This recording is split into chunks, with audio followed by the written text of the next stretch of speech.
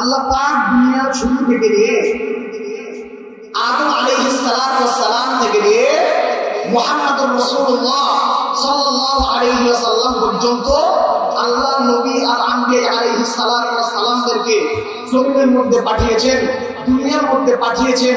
এই নবীরা দুনিয়ার মধ্যে আসছে এবং মানুষকে হকের পরিচয় শিখাইছে, মানুষকে ইহদিনাস সিরাতাল মুস্তাকিমের পথ দেখিয়েছে, মানুষকে আল্লাহকে চিনাইছে, মানুষকে কোরআন শিখিয়েছে, মানুষকে কোরআন বলেছে।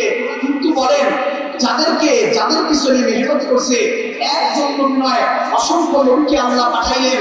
আল্লাহ বলেন, আমি আদম থেকে নিয়ে মুহাম্মদুর রাসূলুল্লাহ পর্যন্ত আমি আল্লাহ শুআয়ব আলাইহিস সালামকে পাঠাইলাম, আমি আল্লাহ নূহ আলাইহিস সালামকে পাঠাইলাম, কওমে আদকে আমি আল্লাহ পাঠিয়েছিলাম, কওমে সামুদকে আমি আল্লাহ পাঠিয়েছিলাম, কওমে লূতকে আমি আল্লাহ পাঠিয়েছিলাম, শুআয়ব আলাইহিস সালামকে আমি আল্লাহ পাঠাইলাম, জাকারিয়া আলাইহিস সালামকে আমি আল্লাহ পাঠাইলাম, নূহ নবীকে আমি আল্লাহ পাঠাইলাম, ঈসা নবীকে আমি আল্লাহ পাঠাইলাম, দাউদ আলাইহিস সালামকে আমি আল্লাহ পাঠাইলাম, সর্বশেষ আমি আল্লাহ মুহাম্মদুর রাসূলুল্লাহ সাল্লাল্লাহু আলাইহি ওয়াসাল্লামকে পাঠাইলাম। পাঠানোর পর যতদিন নবী থাকে ততদিন নবীর কাজ বাস্তবায়ন থাকে। নবী যায়, নবীর দরজা বন্ধ, নবী যায়, নবীর দরজা বন্ধ হয়ে যায়, মানুষ আবার পথভ্রষ্ট হয়ে যায়, মানুষ আবার জাহান্নামের দিকে যায়। এবার আল্লাহ বলেন, আমি অসংখ্য নবীকে পাঠিয়েছিলাম। দুনিয়ার মধ্যে যাওয়ার পর আমার নবীরা যতদিন থাকতো মেহনত করতো, যারা কোরআনকে মানতো এদেরকে আমি আল্লাহ চমকায় দিতাম, যারা নবী রাসূলকে মানতো এদেরকে আমি আল্লাহ চমকিয়ে দিয়েছি। কিয়ামত পর্যন্ত যারা কোরআনকে মানবে, নবীর সুন্নতকে মানবে, ইসলামকে মানবে, ইসলামের মতাদর্শকে মানবে, ইসলামের কোরআনকে মানবে, আমার দেয়া সংবিধান ব্যবস্থা যারা মানবে, আমি আল্লাহ কিয়ামত পর্যন্ত ওই বান্দাগুলার জিম্মাদার, ওই বান্দাগুলার অভিভাবক, ওই বান্দাগুলার দায়িত্ব আমি আল্লাহ নিয়েছি। সুবহানাল্লাহ। আমার কথা কার কথা বলেন? যালিকা বিআন্নাল্লাহা মাওলাল্লাযীনা আমানু ওয়া আন্নাল কাফিরিনা লা মাওলা লাহুম। আল্লাহ বলেন, আমি আমার বান্দা বান্দীদেরকে এই জমিনের মধ্যে প্রেরণ করলাম।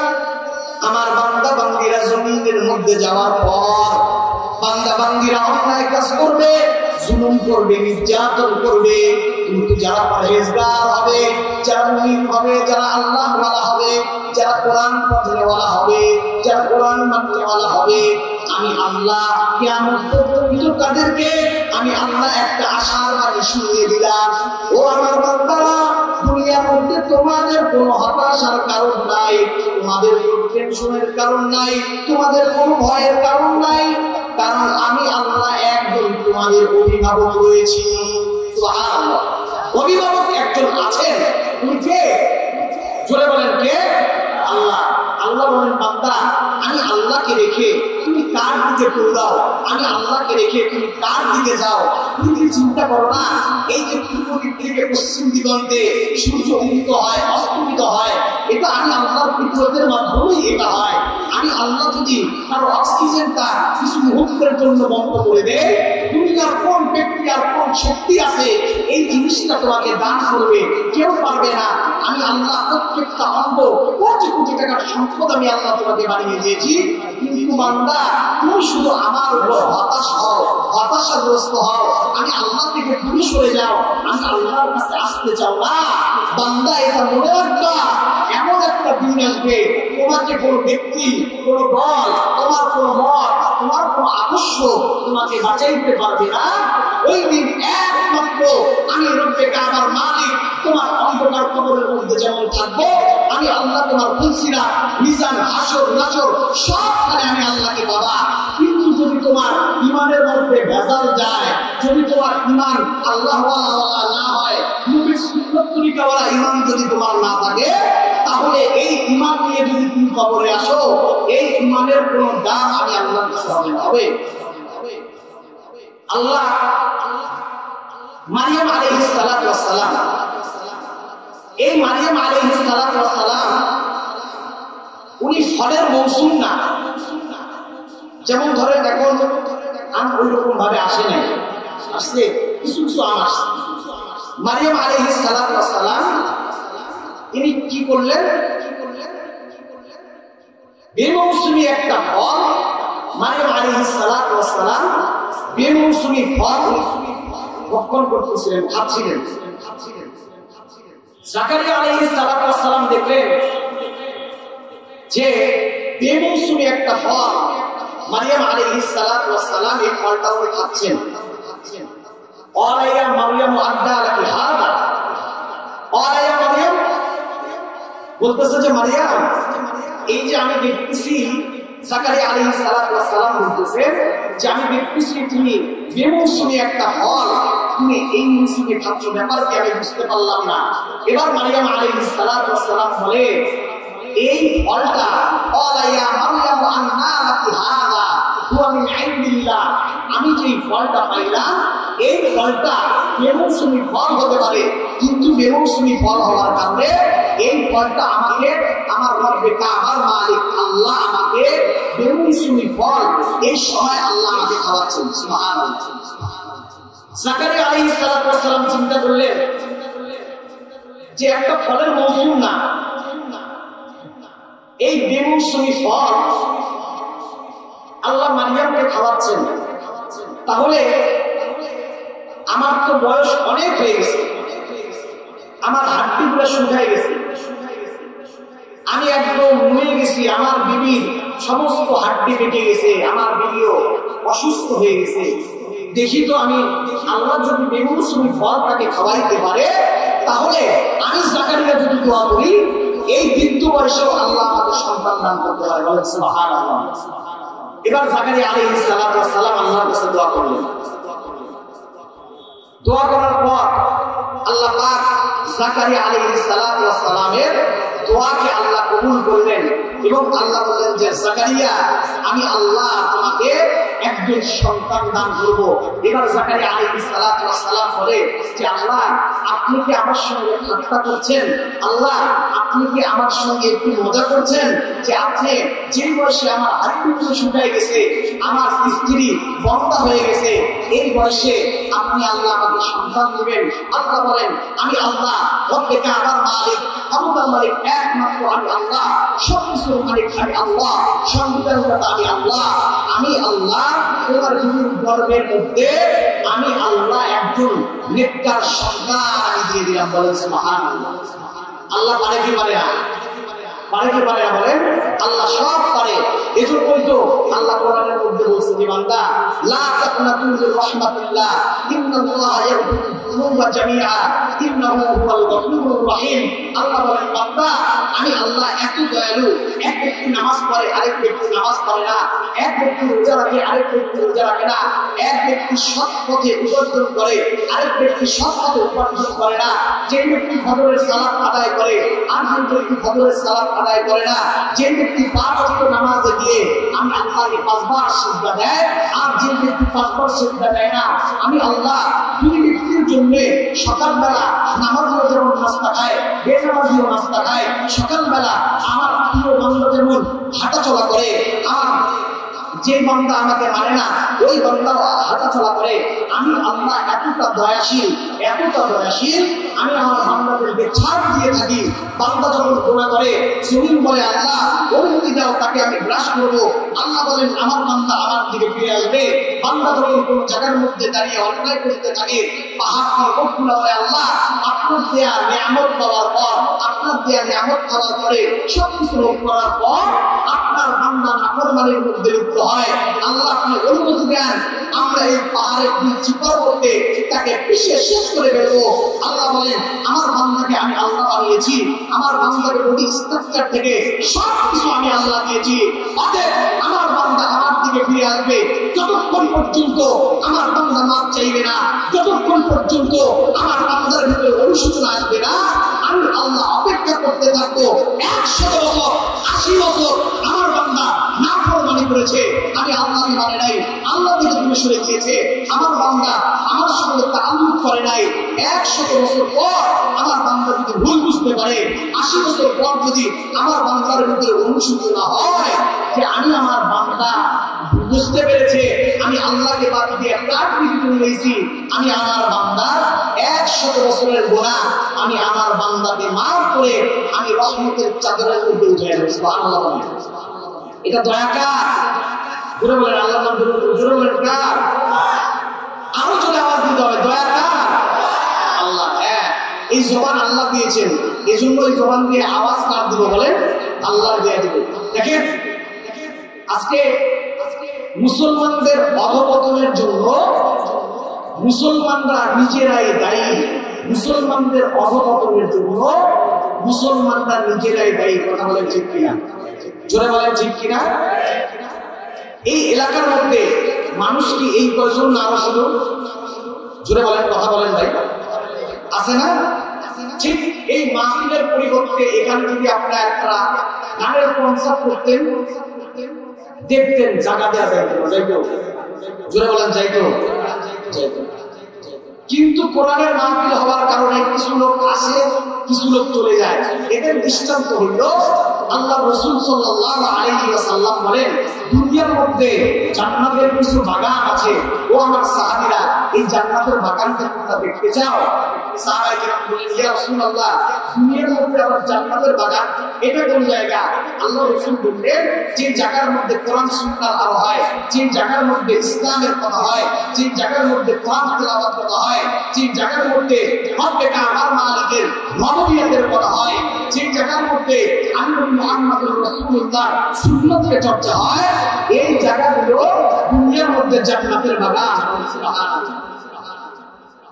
আল্লাহ হাবিব বলেন, দুনিয়ার মধ্যে যে জায়গার মধ্যে কোরআন তেলাওয়াত হয়, আল্লাহর নামের জিকির হয়, যে জায়গার মধ্যে মানুষগুলা একমাত্র রব্বে কাবার মালিককে সন্তুষ্ট করার জন্য নিজের জানকে মালকে বিলীন করে দিয়ে কোরআন যেই ব্যক্তিগুলা শুনলো, যেই ব্যক্তিগুলা নবীর সুন্নতকে জিন্দা করার জন্য একত্রিত হয়, যেই বান্দাগুলা কোরআন দিয়ে জীবনকে ভালোবাসতে চায়, যেই বান্দাগুলা জীবনকে সংবিধান কোরআন বানাইতে চায়, যেই বান্দাগুলা ব্যক্তিগত জীবন, পারিবারিক জীবন, সামাজিক জীবনে কোরআনকে প্রতিষ্ঠিত করতে চায়, ওই বান্দাগুলা যখন আমি রব্বে কাবার মালিককে না দেখে বিশ্বাস করে, আর না দেখে রব্বে কাবার মালিকের প্রতি ঈমান আনয়ন করে, ওই বান্দাগুলো আমি আল্লাহর প্রতি ঈমান নিয়ে আসে, আল্লাহর কিতাবের প্রতি ঈমান নিয়ে আসে,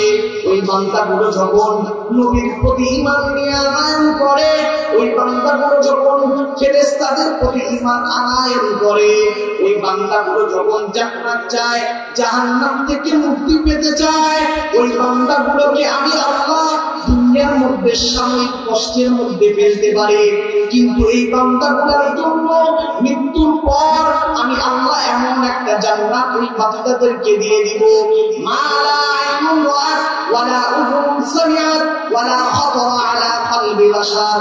বান্দা জানো আমি আল্লাহ মৃত্যুর পরে তোমাকে কেমন জান্নাত দিব। বান্দা দুনিয়ার সামান্য কষ্টের মধ্যে পড়িয়া তুমি নামাজ ছাড়িয়া দিও না। বান্দা দুনিয়ার সামান্য অর্থের মধ্যে পড়িয়া লোনের টাকা, সুদের টাকা তুলতে যায় না। বান্দা দুনিয়াতে সামান্য কষ্টের মধ্যে পড়িয়া মানুষের সঙ্গে জবানটাকে খারাপ বানায় না। বান্দা দুনিয়ার মধ্যে সামান্যতম টেনশনের মধ্যে, দুশ্চিন্তার মধ্যে পড়িয়া আল্লাহকে বাদ দিয়া, মুসলিমকে বাদ দিয়া অন্য কারো দরবারে যায় সেজদা করিও না। বান্দা তুমি যদি ধৈর্য ধারণ করতে পারো, আমি আল্লাহ এই ধৈর্য তোমাকে ধরার জন্য আল্লাহ কি বলেন, ইয়া আইয়ুহাল্লাযীনা আমানুস্তাঈনু বিস-সাবরি ওয়াস-সালাহ। আল্লাহ বলেন, বান্দা তোমরা নামাজের মাধ্যমে আমি আল্লাহর কাছে সাহায্য চাও, তোমরা নামাজের মাধ্যমে, ধৈর্যের মাধ্যমে আমি আল্লাহর কাছে সাহায্য চাও। বান্দা জানি আমি আল্লাহ তোমাদেরকে টাকা দিলাম, সম্পদ দিলাম, অর্থ দিলাম, পয়সা দিলাম, ধনী বানাইলাম, গরিব বানাইলাম, এটাও নিয়ামত। কি রকম নিয়ামত জানবে? আল্লাহ বলেন, বান্দা আমি কারণকে শক্তিধর, ধনী, সম্পদশীল কারণকে আমি আল্লাহ বানাইলাম, কারণকে আমি আল্লাহ এত সম্পদ দিলাম, এত টাকা দিলাম, পয়সা দিলাম, সম্পদ দিলাম। এই কারণ কোনকে আমি আল্লাহকে স্বীকার করতে চাই না, আমি আল্লাহকে বিশ্বাস করতে চাই না, আমি আল্লাহর প্রতি ঈমান আনয়ন করতে চাই না। এবার আমার পয়গম্বর মুসা আলাইহিস সালাতু তুমি তোমার দেয়া মাল, যেই ধন সম্পদ আল্লাহ তোমাকে দিয়েছে, এই ধন সম্পদ থেকে তুমি খরচ করো। এবার কারণ কোন খরচ করতে চায় না, কারণ টাকা পয়সা দেয় না, আল্লাহকে মানে না। এবার কারণের বন্ধুরা কি বলে জানেননি? কারণের বন্ধুরা বলে, আল্লাহ আপনি আমাদেরকে মুমিন বানাইলেন, মুসলমান বানাইলেন, কিন্তু ধন সম্পদ আপনি আমাদেরকে দান করলেন না। এই যে কারণ আপনাকে মানে না, নবীর কথা পর্যন্ত কারণ শুনে না, কিন্তু আল্লাহ আপনি কারণকে এত ধন সম্পদ দিলেন। এজন্য আল্লাহ বলেন, ওয়ালানাবলুওয়ান্নাকুম বিশাইইন মিনাল খাউফি ওয়াল জু'i ওয়া নাকসিম মিনাল আমওয়ালি ওয়াল আনফুসি ওয়াত তামারাত ওয়া বাশশিরিস সাবিরিন। আল্লাহ বলেন, বান্দা আমি আল্লাহ তোমাদেরকে ধন দেওয়ার পর, এই ধন সম্পদ নিয়ে নেওয়ার পর পরীক্ষা করব। আমি আল্লাহ তোমাদেরকে ধনী বানিয়ে পরীক্ষা করব, গরিব বানিয়ে আমি আল্লাহ তোমাদেরকে পরীক্ষা করব। সন্তান দেওয়ার পর, এই সন্তান আবার নিয়ে নেওয়ার পর আমি আল্লাহ তোমাদেরকে পরীক্ষা করব। আমি আল্লাহ তোমাকে বিপদে ফেলে আমি আল্লাহ পরীক্ষা করব। তোমার সন্তানকে দেওয়ার পর আবার সন্তানকে নিয়ে নিয়ে পরীক্ষা করব। ধন সম্পদ দিয়ে আমি আল্লাহ তোমাকে পরীক্ষা করব। দারিদ্র বানাইয়া গরিব বানাইয়া আমি আল্লাহ তোমাকে পরীক্ষা করব। ধন সম্পদ দেওয়ার পর, এই ধন সম্পদ নিয়ে নেওয়ার পর আমি আল্লাহ তোমাকে পরীক্ষা করব। আবার ধন সম্পদ না দেওয়ার পর কিছুদিন পরে আবার আমি আল্লাহ তোমাকে ধন সম্পদ দিয়ে পরীক্ষা করব। এই কথা কার? জোরে বলেন, কার? আল্লাহর নাম জোরে না, কার?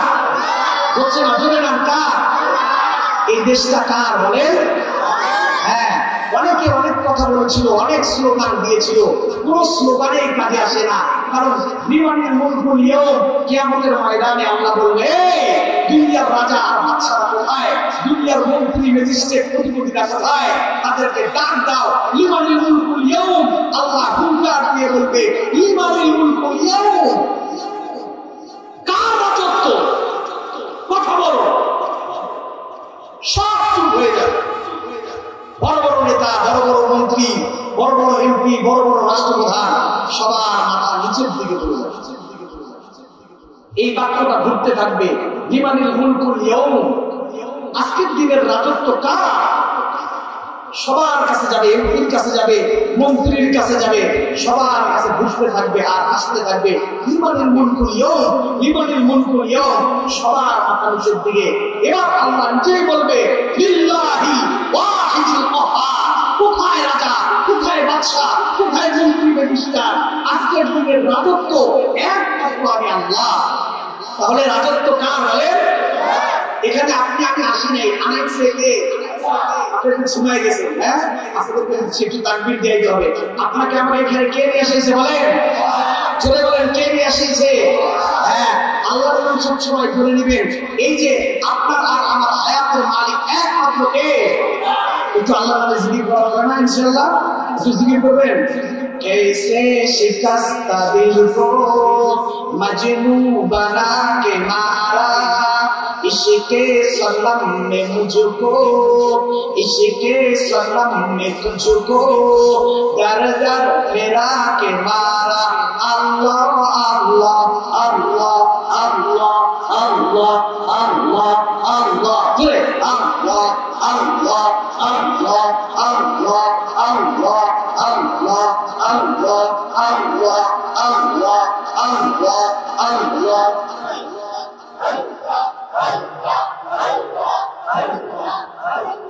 বহু দূরে মদিনা কেমনে যাবো জানি না, বহু দূরে কেমনে যাবো জানি না।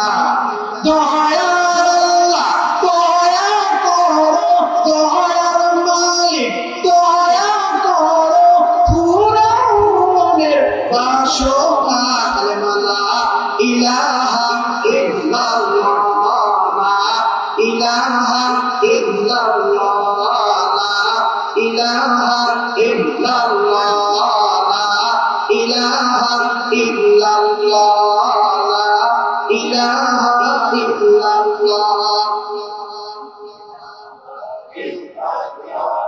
লা ইলাহা ইল্লাল্লাহ। ফিরআউন বলে আসিয়া রে মুসার কালিমা ছাড়িয়া দে। ফিরআউন বলে আসিয়া রে মুসার কালিমা ছাড়িয়া দে। আসিয়া বলে জীবন দেব, আসিয়া বলে শহীদ হব, আসিয়া বলে মরে যাব, মধুর কালিমা ছাড়ব না। কালিমা লা ইলাহা ইল্লাল্লাহ, লা ইলাহা ইল্লাল্লাহ, লা ইলাহা ইল্লাল্লাহ, লা ইলাহা ইল্লাল্লাহ, লা ইলাহা ইল্লাল্লাহ মুহাম্মাদুর রাসূলুল্লাহ সাল্লাল্লাহু আলাইহি ওয়াসাল্লাম। ওই যে ঘটনা বলছিলাম, কারণ এর বন্ধুরা আফসোস করে হায় হায় রে আল্লাহ এর একটা ধন সম্পদ দিয়েছে আর আমাদের গরিব বানাইছে। দুঃখ। দেখবেন আমাদের মধ্যে কিছু মানুষ আছে, খবর একটু বিপদ মুসিবত আছে, কি বলে এত নামাজ পড়ি, এত হুজুরদের সম্মান করি, এত ভালো কাজ করি, আমার উপরেই বিপদ, আমার উপরেই সব আযাব বলে না। না, এটা আল্লাহ আমাদেরকে পরীক্ষা করেন, এটা আল্লাহ কি করেন? পরীক্ষা করেন। এবার কারণের বন্ধুরা যখন আফসোস করতে লাগলো, আর এইদিকে কারণের রব্বে কাবার মালিকের সঙ্গে দুশ্মনী বেড়েই চলতে লাগলো, এত পর্যায়ে বাড়ছে, বাড়তে বাড়তে বাড়তে বাড়তে এবার কারণের প্রতি আল্লাহ নারাজ হয়ে আল্লাহ কারণের প্রতি গজব পাঠিয়েছেন। আল্লাহ কারণকে মাটির সঙ্গে ধাপায়া দিচ্ছেন, কারণ মাটির নিচে যাচ্ছে, তার ধন সম্পদ সব সহ কারণের ধন সম্পদ এত বেশি এত বেশি, কারণের সিন্ধুকের চাবি উঠানোর জন্য পরের রেওয়ায়েতে আসছে 70টা, পরের রেওয়ায়েতে আসছে 100টা, খালি উটের প্রয়োজন হইতো তার সিন্ধুকের চাবিগুলো বহন করতে। চিন্তা করেন কি পরিমাণ সম্পদ।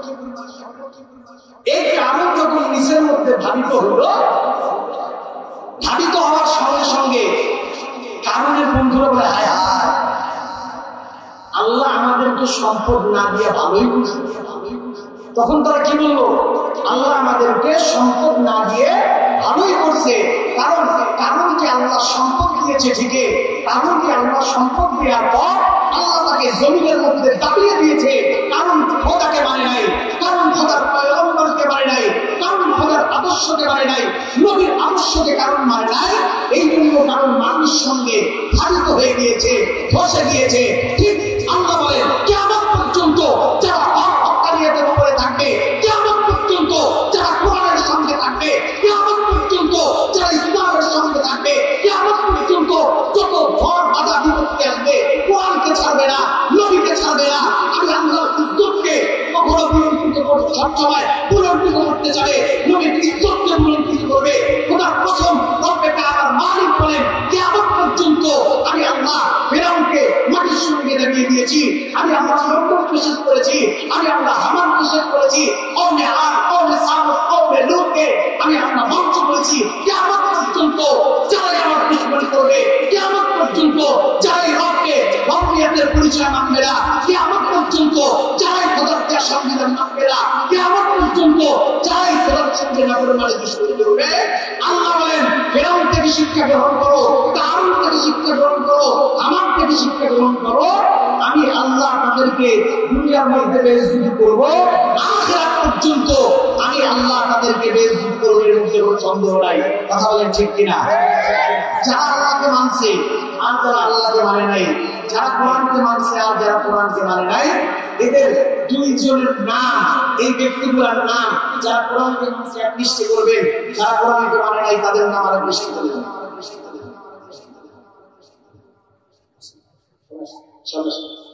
আলহামদুলিল্লাহ, আমাদের আজকের মাহফিলের সম্মানিত বিশেষ অতিথি রংপুর ৩ আসনের ইসলামী আন্দোলন বাংলাদেশের মনোনীত সংসদ পদপ্রার্থী আলহাজ আমিনুজ্জামান পিয়া ভাই আমাদের মাঝে এসে উপস্থিত হয়েছে।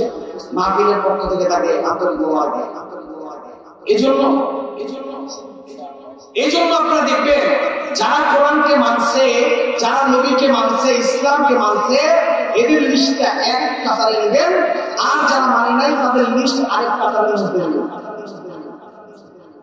হাফসা থেকে আসছে বেলাল। এই বেলাল রাদিয়াল্লাহু তাআলা আনহু আজমাইন কোরআনকে মানছে। বেলাল রাদিয়াল্লাহু তাআলা আনহু আজমাইন নবী মুহাম্মদুর রাসূলুল্লাহর ভালোবাসাকে পয়দা করছে। বেলাল রাদিয়াল্লাহু তাআলা আনহু আজমাইন প্রকৃত আশিকে রাসূল হিসেবে তাদের পরিচয় এই জুলুমের মধ্যে তারা পেয়েছে। সুবহানাল্লাহ। আল্লাহ রাসূল সাল্লাল্লাহু আলাইহি ওয়াসাল্লাম মিরাজের মধ্যে যখন গেলেন, মিরাজের মধ্যে যাওয়ার পর আল্লাহ রাসূল দেখেন কার জানি জুতার আওয়াজ ঠাস ঠাস ঠাস ঠাস করে শোনা। সুবহানাল্লাহ।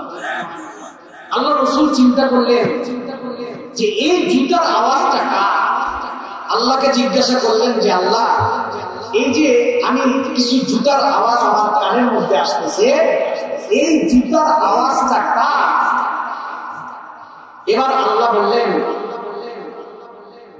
প্রিয় হাবিব, এই জুতার আওয়াজ আমার বেলালের জুতার আওয়াজ। বলেন সুবহানাল্লাহ। আমার বেলাল বলছে।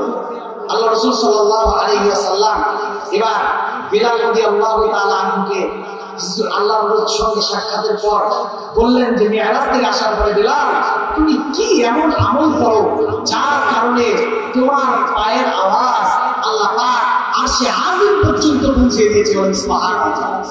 অথচ বেলাল একজন হাবশী গোলাম ছিলেন। বেলাল বলেন যে আমি আল্লাহকে গ্রহণ করার কারণে, আল্লাহকে মানার কারণে, নবী মুহাম্মদ রাসূলুল্লাহর সুন্নতকে মানার কারণে আমাকে এত পরিমাণের কষ্ট দিয়েছে। আমাকে প্রতিদিন রাতের বেলা আরবের বড় বড় লিডাররা তারা আমাকে চাবুক দিয়ে আঘাত করত।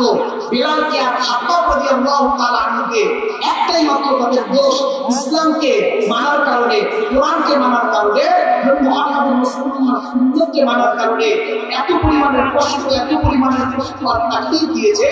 তারা বলেন রাতের বেলা আমাদেরকে চাবুক দিয়ে আঘাত করতো, রাতের বেলা চাবুক দিয়ে আমাদেরকে আঘাত করতো, ব্যক্তি আঘাত করতো, একজন ক্লান্ত হয়ে যাইতো, আরেকজন পিটাইতো, আরেকজন ক্লান্ত হয়ে যাইতো, আরেকজন পিটাইতো। আর দিনের বেলায় তারা কি করতো? আমাদেরকে উত্তপ্ত বালির মধ্যে শুয়ে রাখতো। সাবধান করেন, ইয়া রাসূলুল্লাহ, আমাকে তো চূড়ান্ত কয়লার মধ্যে রেখে তারা হেসনা করতো। আমার চামড়া, আমার চর্বি, আমার বস্তুগুলো গলে গলে এগুলো যখন এই কয়লার মধ্যে পড়তো, কয়লার আগুন নিভে যাইতো।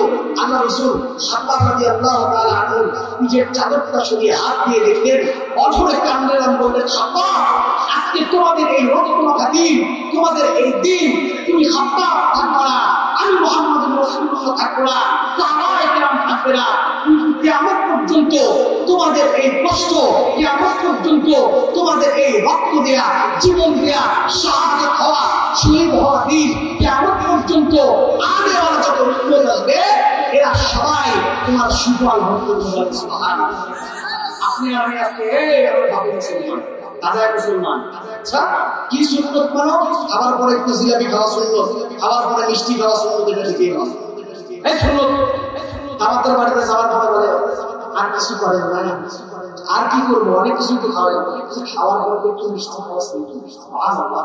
বুঝছেন না কি কয়? খাওয়ার পরে মিষ্টি খাওয়া সুন্নত, দাড়ি রাখা সুন্নত, এটা বুঝে না। পোশাক পরা সুন্নত, এটা বুঝে না। অথচ বেলাল রাদিয়াল্লাহু তাআলা আনহুর জীবনটা দেখেন।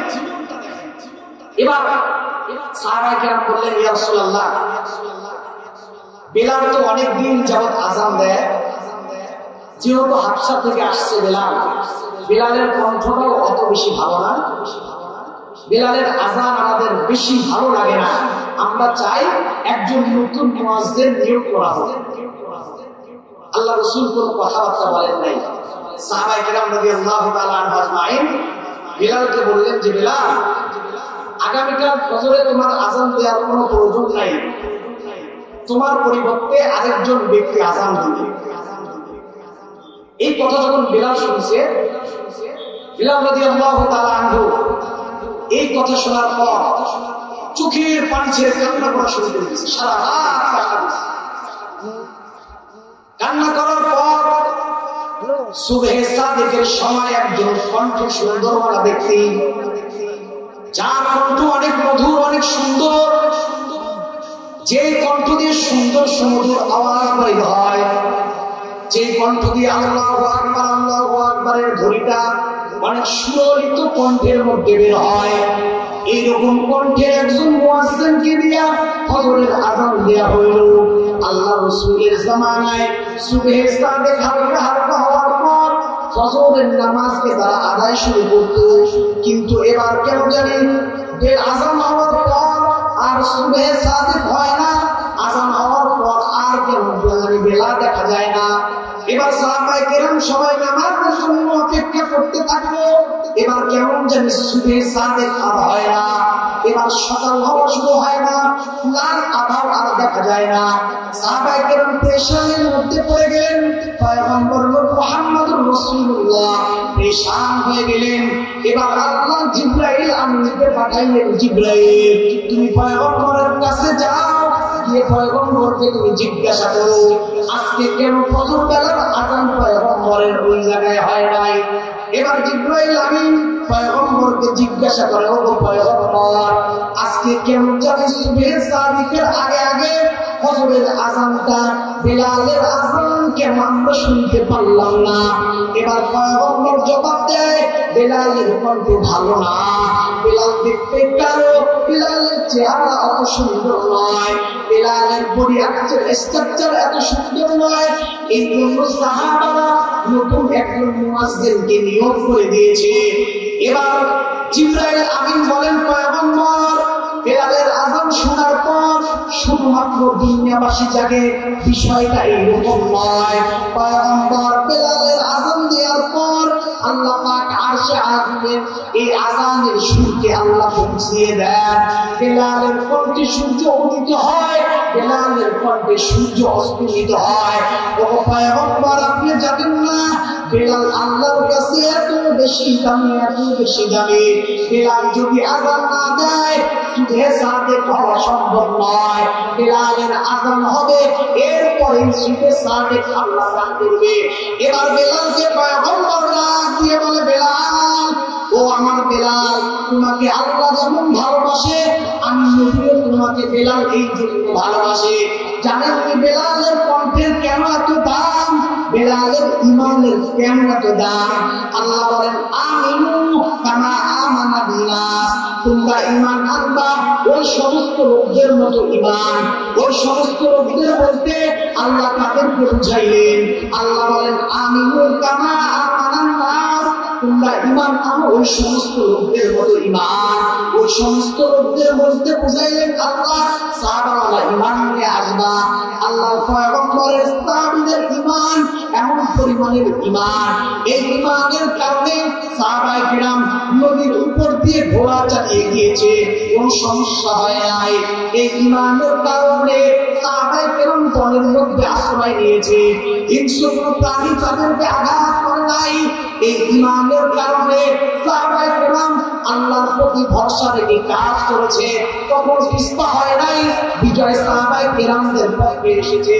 এবার বেলাল আযান দেওয়ার পর আল্লাহ সুবহে সাদেক করে দিলেন। সুবহে সাদেক হওয়ার পর আল্লাহ পয়গম্বর বলেন, বেলাল যতদিন পর্যন্ত আমি নবী এই মদিনার মধ্যে থাকবো, বেলাল যতদিন পর্যন্ত আমি নবী এই দুনিয়া ছেড়ে চলে যাব না, বেলাল ততদিন পর্যন্ত তুমি এই মদিনার কণ্ঠে তোমার আযান হবে বেলাল। এবার পয়গম্বরের মৃত্যু হওয়ার পর বেলাল মদিনা ছেড়ে দূরের মধ্যে চলে যায়। মানুষ নবীর মৃত্যুর পর মদিনায় আসা শুরু হলো, আর বেলাল কেন মদিনা থেকে দূরে যায়? এবার বেলাল মনে মনে চিন্তা করে আর ভাবে, আমি বেলাল আগে আগে হাঁটতাম, নবীর পথে কাটাকুটি করতাম, আমি বেলাল আগে আগে হাঁটতাম, নবীকে স্বীকৃতি দিয়ে সামনের দিকে বাড়াইতাম, আমি বেলাল আগে আগে চাইতাম, নবী আমার পিছে পিছে চলতো, আমি বেলাল আযান দিতাম, নবী নামাজ পড়তো, আমি বেলাল নবীর চেহারা না দেখলে থাকতে পাইতাম না, যে নবীর জন্য এত কিছু করলাম। এই বেলাল বলতেছে, পয়গম্বর নাই, আমার মদিনার মধ্যে থাকার কোনো প্রয়োজন নাই। এবার বেলাল মদিনা ছেড়ে অনেক দূরের মধ্যে রওনা হয়, অনেক দূরের মধ্যে চলে যায় বেলাল, নবীর রওজার পাশে আসে না। এবার বেলাল স্বপ্ন যোগে দেখে পয়গম্বর তাকে স্বপ্ন দেখায় বেলাল সবাই আমার প্রেমে মদিনার মধ্যে দাখিল হয়, মদিনার মধ্যে প্রবেশ করে। আর বেলাল, আমি মৃত্যুর পরে তুমি মদিনা থেকে কেন দূরে গেলা? এবার বেলাল পরে, আমি আযান দিলে যে নবী নামাজ পড়তো, আমি আযান দিলে ওই নবী আর নামাজ পড়বে না। আমি আগে আগে হাঁটতাম, ওই বিপদটা দূর করতাম, নবী আমার পিছে পিছে চলতো, ওই নবী আমার আর পিছে থাকবে না। ও পয়গম্বর, আপনাকে না দেখার কি ব্যথা, এতটা যন্ত্রণাদায়ক, এতটা কষ্ট, এতটা কষ্ট পয়গম্বর আমি মদিনার মধ্যে থাকতে পারি নাই। এবার পয়গম্বর স্বপ্ন থেকে বলে, বেলাল তুমি আমার রওজার কাছে এসে দাঁড়াও, বেলাল তোমার কণ্ঠ আমার বড় শুনতে মন চায়। এবার পরে 6 মাস কি তারও বেশি অনেকদিন পর এবার বেলাল মদিনার দিকে রওনা হয়। বেলালকে দেখা মদিনার ছোট ছোট বাচ্চারা বলে, মা ওই যে বেলালকে দেখা যায়, মনে হয় আমার নবী আবার মদিনায় আসছে। ওই যে বেলালকে দেখা যায়, মনে হয় আমার নবী বেলালের পিছে রওনা হয়েছে। এবার নবীর কথা মনে পড়ে, আর বেলালের চোখ দিয়ে কান্নায় পানি টপ টপ করে পড়তে থাকে। বেলাল মদিনার মধ্যে রওনা হয়, বেলালের পিছে মানুষ বেলালের পিছে পিছে যায়। এবার মদিনায় যাওয়ার পর বেলালকে বলে, ও বেলাল তুমি একটু আযান দাও, তোমার আযান শুনতে চাই। এবার বেলাল আযান দেয় না, বেলাল আযান দিতে চায় না, বেলাল আযানের ধ্বনিগুলো বলে না। এবার সবাই বেলালকে তাসকিন করে, বেলাল তুমি আযান দাও, তোমার কণ্ঠের আযান শুনতে চাই। বেলাল বলে, আমি আযান দিলে যে নবী জামাতে হাজির হইতো, ওই নবী আর জামাতের মধ্যে হাজির হবে না, আমি বেলাল আযান দিতে পারবো না। এবার হাসান হোসেন রাদিয়াল্লাহু তাআলা আনহু আজমাইন তাদেরকে আরবের লোকেরা পাঠিয়ে দিলেন, তুমি গিয়ে বেলালকে আযান দেওয়ার জন্য বলো। হয়তো তোমরা পয়গম্বরের পরিচয় টুকরা ছিলা, তোমরা যদি বেলালকে আযান দেওয়ার জন্য বলো, বেলাল তোমাদের কথা কখনো ফেলতে পারবে না। এবার হাসান হোসেন আসার পর বেলাল রাদিয়াল্লাহু তাআলা আনহু আজমাইনকে জড়িয়ে ধরে বলেন, অনেকদিন যাবত আপনার কণ্ঠের মধ্যে আযান শুনি না, একটু আযান দেন।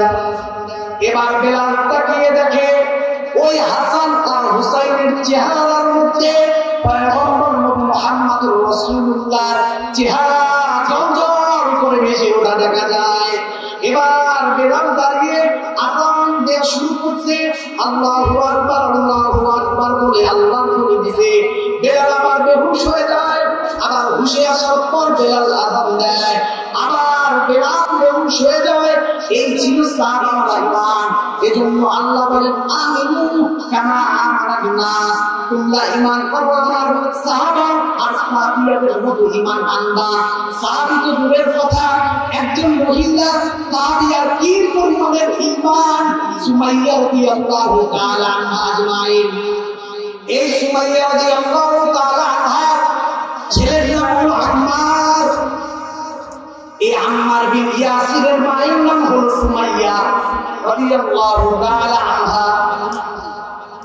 এবার মক্কার কাফের মুশরিক বেঈমানরা আম্মার বিন ইয়াসিরকে ডাক দিয়ে বলে, এই আম্মার বিন ইয়াসিরের মা, শুনলাম তোমরা নাকি নবী মুহাম্মদের ধর্মকে গ্রহণ করছো, শুনলাম তোমরা নাকি কালিমা পড়ে মুসলমান হয়েছো, শুনলাম তোমরা নাকি এক আল্লাহর রূবিয়তের পরিচয়ের কথা বলো। এবার সুমাইয়া রাদিয়াল্লাহু তাআলা আজমাইন জবাব দেয়, হ্যাঁ হ্যাঁ তোমরা ঠিকই শুনেছো, আমরা নবী মুহাম্মদুর রাসূলুল্লাহকে নবী হিসেবে মেনেছি, আমরা আল্লাহর কোরআনকে মেনেছি, পয়গম্বর নবীকে আমরা নবী হিসেবে মেনেছি। বলেন সুবহানাল্লাহ। আলহামদুলিল্লাহ। আমাদের আজকের মাহফিলের প্রধান পৃষ্ঠপোষকতা যিনি আছে, রংপুর জজকোর্টের সম্মানিত একজন ব্যক্তিত্ব, আমাদের সকলের সুপরিচিত জনাব মোহাম্মদ শরীফুল ইসলাম শরীফ ভাই আমাদের মাঝে উপস্থিত হয়েছে। ভাইকে মাহফিলের পক্ষ থেকে আন্তরিক মোবারকবাদ। আপনারা সবাই শেষ পর্যন্ত থাকবেন তো ইনশাআল্লাহ। হুজুর আসতেছে, হুজুর চলে আসবে। বলো সুমাইয়া মানে ইসলাম ছাড়তে পারবো না, কোরআন ছাড়বো না, আল্লাহ ছাড়বো না, দিনকে আমি ছাড়তে পারবো না। এবার আম্মারকে বলে, আম্মার তুমি বলো ইসলাম ধর্ম ছাড়বা কিনা? এবার আম্মার আম্মার বিবি ইয়াসিনের মা বলে, আমি এমন সন্তান জন্ম দিই নাই কোন নাস্তিকের সামনে, বেদিনের সামনে আমার সন্তান ইসলামকে ছেড়ে দিয়ে এরকম সন্তান আমি তৈরি করি নাই।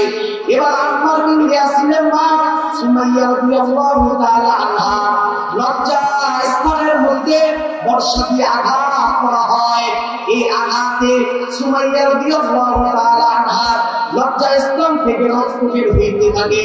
সুমাইয়া রাদিয়াল্লাহু তাআলা আনহা ছটফট করতে থাকে আর চিৎকার করে বলতে থাকে, আম্মা আমি জীবন দিয়ে গেলাম, রক্ত দিয়ে গেলাম, নবী মুহাম্মদুর রাসূলুল্লাহর ধর্মকে ছাড়ি নাই, আম্মা আমি ইসলামকে ছাড়ি নাই, নবীর ভালোবাসা আমার বুকের মধ্যে লালন পালন করলাম। এবার আম্মাকে বলে, আম্মার ইসলাম ধর্ম ছাড়বা কিনা বলো। আম্মার মা চিৎকার করে বলে, সুমাইয়া বলে, আম্মার আমি এরকম কোন সন্তান জন্ম দেই নাই যেই সন্তান কোন খোদাদ্রোহীর কাছে মাথাটা নিচের দিকে করবে। আম্মার বিবি ইয়াসির এরপরে ইসলাম থেকে পিছপা হয় নাই, আম্মার বিবি ইয়াসির এরপরেও সরে দাঁড়ায় নাই।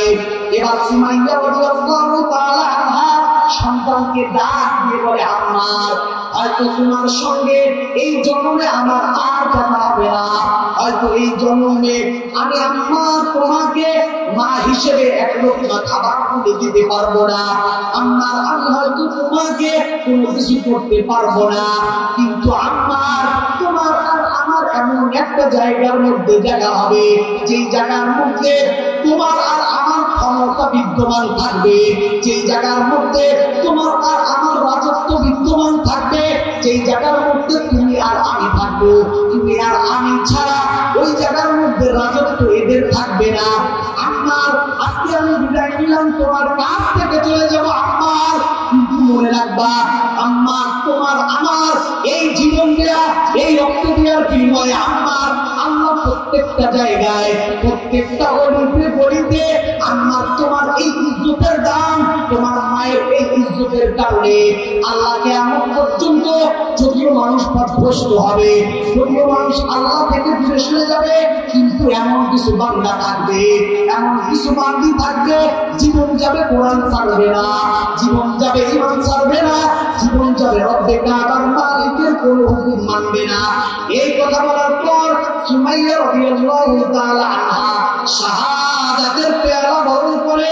এবার সুমাইয়া রাদিয়াল্লাহু তাআলা আনহা ইন্তেকাল হওয়ার পর আম্মার বিবি ইয়াসির কাঁদতে থাকে আর বলতে থাকে, আল্লাহ যে ইসলামকে কবুল করার কারণে, যে আল্লাহ তোমাকে রাজি খুশি করার কারণে আল্লাহ আমার মাকে যারা শাহাদাতের পেয়ালা বরণ করিয়ে দিয়েছে, আমার মায়ের ইজ্জতকে যারা লুণ্ঠিত করেছে, যারা আমার মাকে নির্মম ভাবে শাহাদাতের পেয়ালা বরণ করে দিয়েছে, আল্লাহ তুমি এদের কাউকে ছাড় দিবা না।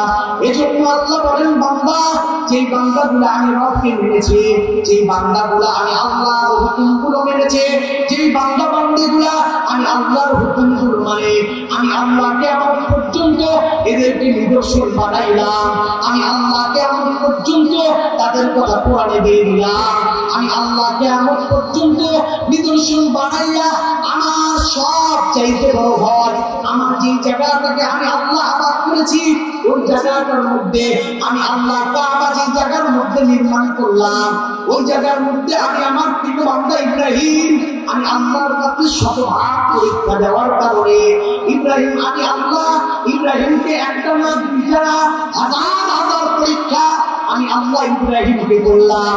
এরপরে ইব্রাহিম আমি আল্লাহ থেকে একবার পিছপা হয় না। দেখেন পয়গম্বর ইব্রাহিমকে আল্লাহ কি পরিমাণের পরীক্ষা করছে। আল্লাহ পয়গম্বরকে আগুনের মধ্যে বিস্তারিত ঘটনা বলার সময় নাই, সংক্ষেপে আমি আপনাদেরকে বলে যাই, ভালো করে বিষয়টা বুঝবেন। পয়গম্বর আলাইহিস সালামকে আল্লাহ বিশাল বড় একটা আগুনের মধ্যে ফেললেন। আগুন কিসের মধ্যে? বুঝলো না, খোলা গেছেন নাকি? কিসের মধ্যে বলছে তুলে বলে?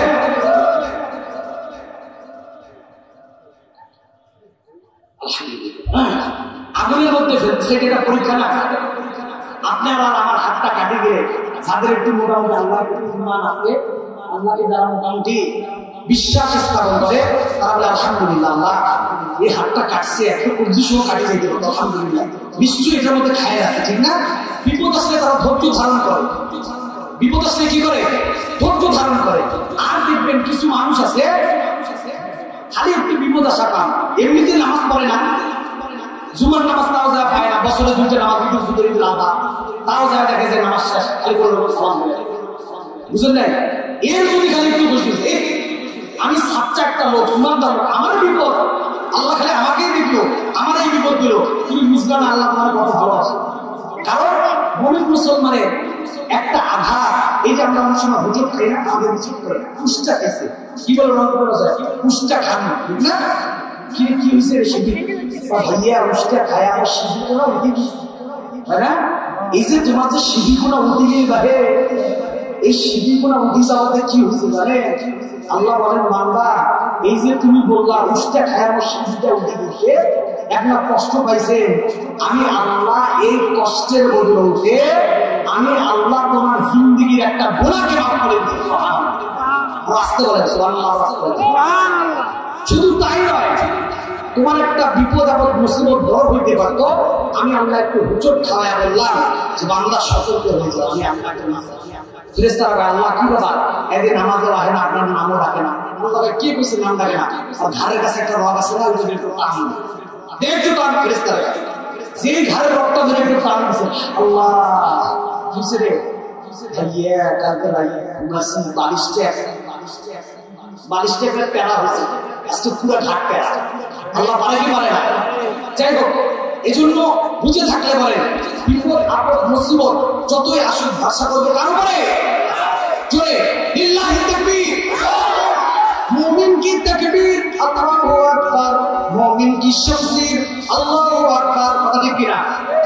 ঠিক কিনা বলেন জোরে? আর কদম তলার মুসলমান, নিয়ামতের মুসলমান, এরা তো রক্ত গ্রহণ করা মুসলমান, ঠিক না? আপনারা যদি ঠিক জোরে না বলেন, এই যে জায়গাটা একটা মুসলিম মাদ্রাসার জন্য চয়ন করা হয়েছে, তাহলে কেমন হবে? দেখেন কিয়ামতের ময়দান আল্লাহ বলেন যে আমি আমার প্রত্যেকটা বান্দাকে তার আমলনামা সহ তাকে ডাকাব, দেখবে। সিসি ক্যামেরা দেখেন না, সিসি ক্যামেরায় রাত্রেবেলা চুরি করছে, এই সিসি ক্যামেরা কোন জায়গায় আছে, পরের দিন সকালবেলা যায় দেখে এই যে চুরিটা কিভাবে হয়েছে, চুরি উঠি না গামছা আছে, চুরি উঠে দেখা যায় কি যায় না? ঠিক কিয়ামতের ময়দানে দেখবেন যে একটা ভালো কাজের মধ্যে, ভালো কাজ করার জন্য আপনার দেয়া এই জমিন দিয়ে, জমিনের মধ্যে বসেছেন, কোনো ইবাদত বندگی কবুল হয় নাই, কিন্তু আল্লাহ আপনাকে এতটা পছন্দ করেছে যে বান্দা এত বড়কে কষ্টকে উপেক্ষা করে ধানবাড়ির পাশে গিয়ে মাটিতে বসছো, আমি আল্লাহ তোমার ইজ্জত সম্মানকে বাড়িয়ে দিলেন, বলেন সুবহানাল্লাহ। আল্লাহ পারে কি পারে না ভাই? এই জন্য বিপদ আপদ আসলে সব কিছুকে ধৈর্য ধারণ করবো কার উপরে? আল্লাহ রাসূল কি বলে দেখেন, আল্লাহ যেদিন আমি না খেয়ে থাকবো, কষ্টে থাকবো, অনাথে থাকবো, ওই দিন আমি তোমার প্রতি ধৈর্য ধারণ করবো, সুবহানাল্লাহ বলেন। আর যেদিন আমি ভালো থাকবো, কিছু খাবার খাবো, ওই দিন আমি তোমার দরবারে শুকরিয়া আদায় করবো, সুবহানাল্লাহ। আল্লাহ রাসূলের কথা বলে ওই যে ঘটনা মনে আসেনি, ইব্রাহিম আলাইহিস সালাতু ওয়াস সালাম, আল্লাহ তাকে এত পরীক্ষা করছে, এত পরীক্ষা করছে যে পরীক্ষার কোনো শেষ নাই। তাকে আরেকটা পরীক্ষা করা হচ্ছে, তাকে আগুনের কুণ্ডের মধ্যে ফেলা হচ্ছে। কিসের মধ্যে? কথা বলে দশ না, এই যে আপনারা ছাত্র আর আমরা শিক্ষক, আপনাদের শিখাচ্ছি তালিম তারবিয়ত, এটা তো জান্নাতের মজলিস ভাই। নবী আম্বিয়া আলাইহিস সালাতু ওয়াস সালাম সাহাবায়ে কেরামদেরকে এইভাবে দ্বীন শিখাইতেন। এজন্য এখানে যেহেতু আসছি কিছু নিয়ে যাবো, ঠিক না? তাহলে বলেন আগুনের মধ্যে কে পড়তেছিল? আর জোরে বলেন, হ্যাঁ, ইব্রাহিম আলাইহিস সালাতু ওয়াস সালাম পড়তেছেন কিসের মধ্যে? খেলতেছেন কে? পরীক্ষা করতেছেন কে? দেখেন আগুনের মধ্যে পড়তেছে, এরপরে আগুনের মধ্যে পড়তে পড়তে আবার আল্লাহ তাকে পরীক্ষা নেওয়ার জন্য আবার আল্লাহ বলতেছে, একজনকে পাঠায়া দিয়ে বলতেছে, যাও আমার বন্ধুকে গিয়ে বলো যে আমি কি তাকে সাহায্য করব। জিবরাইল আমিন বলতেছে যে ভাই তুমি তো আগুনের মধ্যে পড়তেছো, আমি কি তোমাকে সাহায্য করব? আপনারা আমার কথা বলে কিন্তু হতো আগে বাসা, পরে কথা বলছে, ঠিক না? আগে আমরা আগুন থেকে বাসা। এবার পয়গম্বর কি বলতেছে? পয়গম্বর আলাইহিস সালাতু ওয়াস সালাম বলেন, যে রব্বে কাবার মালিকের জন্য আমি আগুনের মধ্যে পড়লাম, বাঁচানোর মালিক একমাত্র আল্লাহ। আল্লাহ যদি বাঁচায় আমি বাঁচবো, তোমার সাহায্যের আমার প্রয়োজন নাই, তোমার কোন স্যাক্রিফাইসের কোনো প্রয়োজন নাই। দেখেন, আগুনের পরে একটা পরীক্ষা, আগুনের মধ্যে পড়তে পড়তে আরেকটা পরীক্ষা। এরপরে পয়গম্বর আলাইহিস সালাতু ওয়াস সালাম পরীক্ষার মধ্যে পয়গম্বর ফেল করে নাই। এবার পয়গম্বর আলাইহিস সালাতু ওয়াস সালাম বলে, আগুনে পড়বো, আমাকে বাঁচাবে আমার আল্লাহ। আল্লাহর বড় ভালো আছে। আল্লাহ বলেন, পয়গম্বর আমি আল্লাহ তোমাকে এত পরীক্ষা করলাম, আমি আল্লাহ তোমার এত পরীক্ষা নিলাম, এরপরে তুমি পরীক্ষার মধ্যে ফেল করো নাই। পয়গম্বর আল্লাহ বলেন, কুল্লায়া হুকুনি বারদাও ওয়া সালামান আলা ইব্রাহিম। আল্লাহ বলেন, আগুন তুমি আমার ইব্রাহিমের জন্য ফুলের বাগান হয়ে যাও, আগুন তুমি আমার ইব্রাহিমের জন্য শান্তিদায়ক ঠান্ডা হয়ে যাও। এবার আল্লাহ আগুনকে ফুলের বিছানার মধ্যে আল্লাহ রূপান্তরিত করলেন।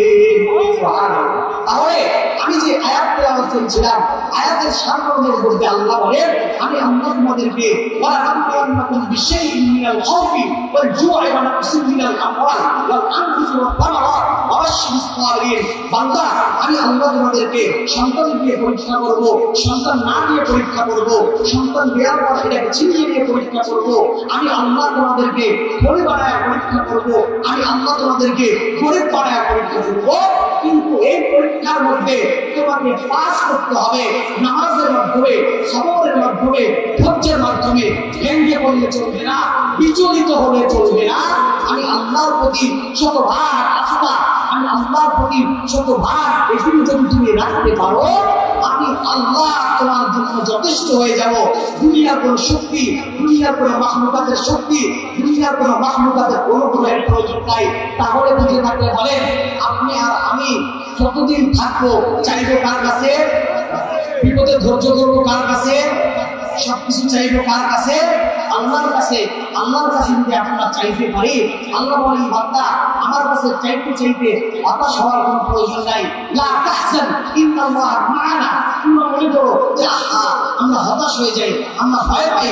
আল্লাহ বলেন, না বান্দা, তোমাদের হতাশ হওয়ার কোনো কারণ নাই, তোমাদের ভয় পাওয়ার কোনো কারণ নাই, তোমাদের টেনশনের কোনো কারণ নাই। কারণ আমি আল্লাহ একজন তোমাদের সঙ্গে রয়েছে। বলেন সুবহানাল্লাহ। এজন্য সকলে আল্লাহর প্রতি শতভাগ আস্থা রাখতে হবে ইনশাআল্লাহ।